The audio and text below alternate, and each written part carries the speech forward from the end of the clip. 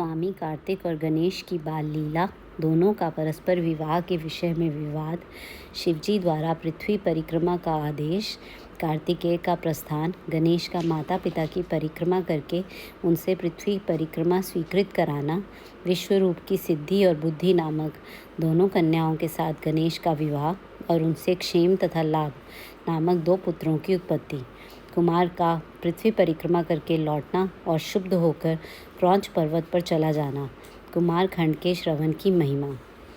नारद जी ने पूछा, तात, मैंने गणेश के जन्म संबंधी अनुपम वृतांत तथा परम पराक्रम से विभूषित उनका दिव्य चरित्र भी सुन लिया। सुरेश्वर, उसके बाद कौन सी घटना घटी उसका वर्णन कीजिए, क्योंकि पिताजी शिव और पार्वती का उज्ज्वल यश महान आनंद प्रदान करने वाला है। ब्रह्मा जी ने कहा, मुनि श्रेष्ठ, तुम तो बड़े कारुणिक हो, तुमने बड़ी उत्तम बात पूछी है। ऋषि सत्तम, अच्छा, अब मैं उसका वर्णन करता हूँ, तुम ध्यान लगाकर सुनो। विपेंद्र, शिव और पार्वती अपने दोनों पुत्रों की बाल लीला देख देख कर महान प्रेम में मग्न रहने लगे। पुत्रों का लाड प्यार करने के कारण माता पिता का सुख दिनों दिन बढ़ता जाता था और वे दोनों कुमार प्रीतिपूर्वक आनंद के साथ तरह तरह की लीलाएं करते थे। मुनीश्वर, वे दोनों बालक स्वामी कार्तिक और गणेश भक्तिपूरित चित्त से सदा माता पिता की परिचर्या किया करते थे। इससे माता पिता का महान स्नेह षण्मुख और गणेश पर शुक्ल पक्ष के चंद्रमा की भांति दिन प्रतिदिन बढ़ता ही गया। एक समय शिव और शिवा दोनों प्रेम पूर्वक एकांत में बैठकर यूँ विचार करने लगे कि हमारे ये दोनों पुत्र विवाह के योग्य हो गए, अब इन दोनों का शुभ विवाह कैसे संपन्न हो।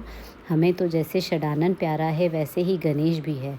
ऐसी चिंता में पड़कर वे दोनों लीलावश आनंद मग्न हो गए।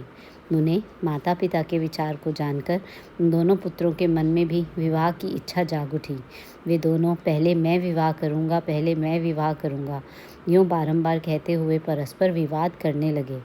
तब जगत के अधीश्वर वे दोनों दंपति पुत्रों की बात सुनकर लौकिक आचार का आश्रय ले परम विस्मय को प्राप्त हुए। कुछ समय बाद उन्होंने दोनों पुत्रों को बुलाया और उनसे इस प्रकार कहा। शिव पार्वती बोले, सुपुत्रों, हम लोगों ने पहले से ही एक ऐसा नियम बना रखा है जो तुम दोनों के लिए सुखदायक होगा। अब हम यथार्थ रूप से उसका वर्णन करते हैं, तुम लोग प्रेम पूर्वक सुनो। प्यारे बच्चों, हमें तो तुम दोनों पुत्र समान ही प्यारे हो, किसी पर विशेष प्रेम हो ऐसी बात नहीं है। अतः हमने तुम लोगों के विवाह के विषय में एक ऐसी शर्त बनाई है जो दोनों के लिए कल्याणकारिणी है। वह शर्त यह है कि जो सारी पृथ्वी की परिक्रमा करके पहले लौट आएगा उसी का शुभ विवाह पहले किया जाएगा। ब्रह्मा जी कहते हैं, मुने, माता पिता की यह बात सुनकर शरजन्मा महाबली कार्तिकेय तुरंत ही अपने स्थान से पृथ्वी की परिक्रमा करने के लिए चल दिए, परंतु अगाध बुद्धि संपन्न गणेश वहीं खड़े रह गए। वे अपनी उत्तम बुद्धि का आश्रय ले बारंबार मन में विचार करने लगे कि अब मैं क्या करूं, कहाँ जाऊं। परिक्रमा तो मुझसे हो नहीं सकेगी, क्योंकि कोस भर चलने के बाद आगे मुझसे चला जाएगा नहीं। फिर सारी पृथ्वी की परिक्रमा करके मैं कैसे सुख प्राप्त कर सकूंगा। ऐसा विचार कर गणेश ने जो कुछ किया उसे सुनो। उन्होंने अपने घर लौटकर विधिपूर्वक स्नान किया और माता पिता से इस प्रकार कहा। गणेश जी बोले, पिताजी एवं माताजी, मैंने आप लोगों की पूजा करने के लिए यहाँ 2 आसन स्थापित किए हैं, आप दोनों इस पर विराजिए और मेरा मनोरथ पूर्ण कीजिए। ब्रह्मा जी कहते हैं, मुने, गणेश जी की बात सुनकर पार्वती और परमेश्वर उनकी पूजा ग्रहण करने के लिए आसन पर विराजमान हो गए। तब गणेश ने उनकी विधि पूर्वक पूजा की और बारंबार प्रणाम करते हुए उनकी 7 बार प्रदक्षिणा की। बेटा नारद, गणेश तो बुद्धि सागर थे ही, वे हाथ जोड़कर प्रेम मग्न माता पिता की बहुत प्रकार से स्तुति करके बोले। गणेश ने कहा, हे माताजी तथा हे पिताजी, आप लोग मेरी उत्तम बात सुनिए और शीघ्र ही मेरा शुभ विवाह कर दीजिए। ब्रह्मा जी कहते हैं, मुने, महात्मा गणेश का ऐसा वचन सुनकर वे दोनों माता पिता महाबुद्धिमान गणेश से बोले। शिव ने कहा, बेटा, तू पहले काननों सहित इस सारी पृथ्वी की परिक्रमा तो कर आ। कुमार गया हुआ है, तू भी जा और उससे पहले लौट आ, तब तेरा विवाह पहले कर दिया जाएगा। ब्रह्मा जी कहते हैं, मुने, नियम परायण गणेश माता पिता की ऐसी बात सुनकर कुपित हो तुरंत बोल उठे। गणेश जी ने कहा, हे माताजी तथा हे पिताजी, आप दोनों सर्वश्रेष्ठ, धर्मरूप और महाबुद्धिमान हैं, अतः धर्मानुसार मेरी बात सुनिए। मैंने 7 बार पृथ्वी की परिक्रमा की है, फिर आप लोग ऐसी बात क्यों कर रहे हैं? ब्रह्मा जी कहते हैं, मुने, शिव पार्वती तो बड़े लीलानंदी ही ठहरे। वे गणेश का कथन सुन लौकिक गति का आश्रय लेकर बोले। शिव पार्वती ने कहा, पुत्र, तूने समुद्र पर्यंत विस्तार वाली बड़े बड़े काननों से युक्त इस सप्तद्वीपवती विशाल पृथ्वी की परिक्रमा कब कर ली? ब्रह्मा जी कहते हैं, मुने, जब शिव पार्वती ने ऐसा कहा तब उसे सुनकर महान बुद्धि संपन्न गणेश बोले। गणेश जी ने कहा, माताजी एवं पिताजी, मैंने अपनी बुद्धि से आप दोनों शिव पार्वती की पूजा करके प्रदक्षिणा कर ली है, अतः मेरी समुद्र पर्यंत पृथ्वी की परिक्रमा पूरी हो गई। धर्म के संग्रहभूत वेदों और शास्त्रों में जो ऐसे वचन मिलते हैं वे सत्य हैं अथवा असत्य। वे वचन है कि जो पुत्र माता पिता की पूजा करके उनकी प्रदक्षिणा करता है उसे पृथ्वी परिक्रमा जनित फल सुलभ हो जाता है।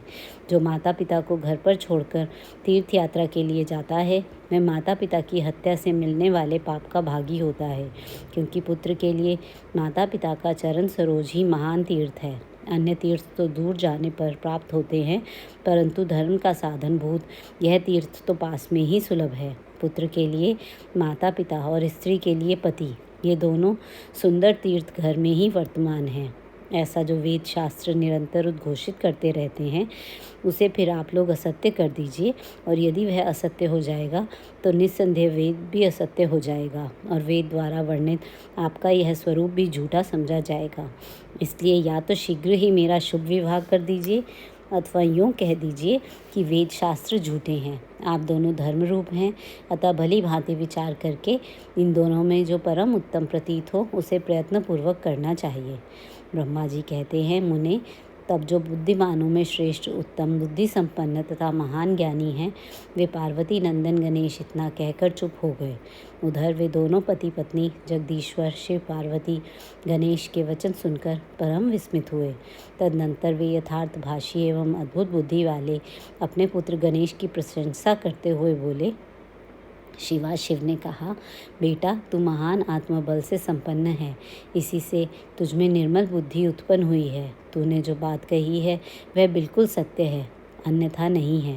दुख का अवसर आने पर जिसकी बुद्धि विशिष्ट हो जाती है उसका दुख उसी प्रकार विनष्ट हो जाता है जैसे सूर्य के उदय होते ही अंधकार। जिसके पास बुद्धि है वही बलवान है, बुद्धिहीन के पास बल कहाँ। पुत्र, वेद शास्त्र और पुराणों में बालक के लिए धर्म पालन की जैसी बात कही गई है वह सब तूने पूरी कर ली। तूने जो बात की है वह दूसरा कौन कर सकता है। हमने तेरी वह बात मान ली, अब इसके विपरीत नहीं करेंगे। ब्रह्मा जी कहते हैं, नारद, यूँ कहकर उन दोनों ने बुद्धि सागर गणेश को सांत्वना दी और फिर वे उनके विवाह के संबंध में उत्तम विचार करने लगे। इसी समय जब प्रसन्न बुद्धि वाले प्रजापति विश्वरूप को शिवजी के उद्योग का पता चला तब उस पर विचार करके उन्हें परम सुख प्राप्त हुआ। उन प्रजापति विश्वरूप के दिव्य रूप संपन्न एवं सर्वांग शोभना 2 सुंदरी कन्याएं थीं जिनका नाम सिद्धि और बुद्धि था। भगवान शंकर और गिरिजा ने उन दोनों के साथ हर्षपूर्वक गणेश का विवाह संस्कार संपन्न कराया। उस विवाह के अवसर पर संपूर्ण देवता प्रसन्न होकर पधारे। उस समय शिव और पार्वती का जैसा मनोरथ था उसी के अनुसार विश्वकर्मा ने वह विवाह किया। उसे देखकर ऋषियों तथा देवताओं को परम हर्ष प्राप्त हुआ। मुने, गणेश को भी उन दोनों पत्नियों के मिलने से जो सुख प्राप्त हुआ उसका वर्णन नहीं किया जा सकता। कुछ काल के पश्चात महात्मा गणेश के उन दोनों पत्नियों से 2 दिव्य पुत्र उत्पन्न हुए।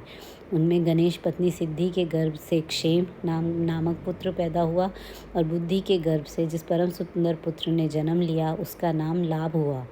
इस प्रकार जब गणेश अचिंत्य सुख का भोग करते हुए निवास करने लगे तब दूसरे पुत्र स्वामी कार्तिक पृथ्वी की परिक्रमा करके लौटे। उस समय नारद जी ने आकर कुमार स्कंद को सब समाचार सुनाए।